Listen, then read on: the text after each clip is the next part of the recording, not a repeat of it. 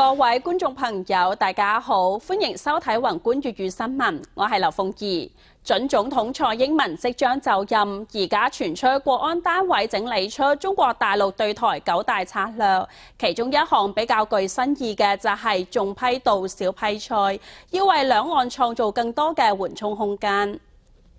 準總統蔡英文520即將就職演說如何詮釋同定義兩岸關係，各界高度關注。傳出國安單位搜集總統選舉後相關情資，整理出中國大陸對台9大策略原則，其中尤其以硬主軟扶作法彈性較具新意，而且為咗維護兩岸交流成果，創造緩衝空間，目前將重批道少批菜。新政府即將上任，兩岸關係肯定被放大檢視。民進黨立委多半認為，兩岸各自保留協商空間，對兩岸都係好事。而且蔡英文喺接受平面媒體專訪時候，亦都強調，目前係兩岸展現誠意嘅時刻，只有表達善意先至能夠累積信賴，未來處理兩岸關係先至會有比較大嘅空間。蔡英文喺專訪時候亦都講，中國大陸應該了解台灣係民主社會，對台應該有乜嘢嘅作為，